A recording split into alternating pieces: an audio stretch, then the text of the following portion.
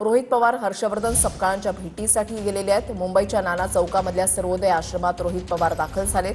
बारामती पोटनिवडणूक बिनविरोध करण्यासाठी विनंती त्यांच्याकडून केली जाईल। बारामतीमध्ये काँग्रेसच्या आकाश मोरेंकडून उमेदवारी अर्ज दाखल करण्यात आलेला आहे। आज उमेदवारी अर्ज मागे घेण्याचा शेवटचा दिवस आहे।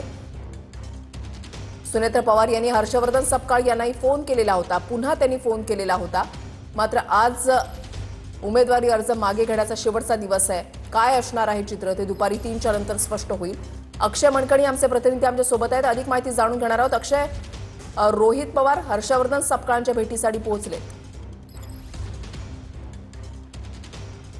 नक्कीच ऋषाली, खरं तर आज बारामती विधानसभेच्या पोटनिवडणुकीतून माघार घेण्याची आजची शेवटचा दिवस आहे आणि त्यामुळे संपूर्ण ताकद जी आहे ती खरं तर पवार कुटुंबांकडनं होताना आपल्याला पाहायला मिळते। सध्या आपण सर्वोदय आश्रमात आहोत, ज्या ठिकाणी काँग्रेसचे प्रदेशाध्यक्ष हर्षवर्धन सपकाळ जे आहेत या ठिकाणी वास्तव्यास असतात आणि त्यांची भेट घेण्याकरता आज सकाळीच आमदार रोहित पवार जे आहेत ते सर्वोदय आश्रमात पोहोचलेले असल्याचं आपल्याला पाहायला मिळते। बंद दाराआड खरं तर या दोन्ही नेत्यांमध्ये चर्चा होताना पाहायला मिळते। काल देखील हर्षवर्धन सपकाळ यांना उपमुख्यमंत्री सुनेत्रा पवार ज्या बारामती विधानसभेच्या पोटनिवडणुकीच्या रिंगणात आहेत त्यांच्याकडनं दुसऱ्यांदा फोन जो आहे तो हर्षवर्धन सपकाळ यांना करण्यात आलेला आहे।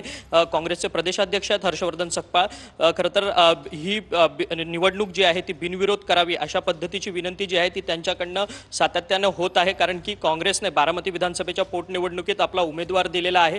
आकाश मोरे हे या काँग्रेसमधनं या बारामती विधानसभेच्या पोटनिवडणुकीच्या रिंगणात आहेत आणि जवळपास तब्बल 53 उमेदवार जे आहेत ते या बारामती विधानसभेच्या पोटनिवडणुकीच्या रिंगणात आहेत आणि त्याचमुळे काँग्रेसने कुठेतरी माघार घ्यावी अशा पद्धतीची भूमिका जी आहे ती सातत्यानं सत्ताधारी पक्षांकडनं केली जाते आणि त्याचसोबतच राष्ट्रवादी काँग्रेस शरदचंद्र पवार पक्षाचे नेते आहेत आमदार रोहित पवार, जे पवार कुटुंबीय देखील आहेत, त्यांच्याकडनं देखील हर्षवर्धन सपकाळ यांना विनंती केली जाते की खरं तर बारामतीच्या पोटनिवडणुकीतून काँग्रेसने माघार घ्यावी। या सगळ्या संदर्भातल्या चर्चा ज्या आहेत त्या बंद दाराआड या दोन्ही नेत्यांमध्ये होताना आपल्याला पाहायला मिळतात। काँग्रेसचे प्रदेशाध्यक्ष हर्षवर्धन सपकाळ आणि आमदार रोहित पवार यांची बैठक जी आहे ती सध्या सर्वोदय आश्रमात होताना पाहायला मिळते। या बंद दाराआड त्या दोन्ही नेत्यांची चर्चा जी आहे ती या सगळ्या संदर्भात होते।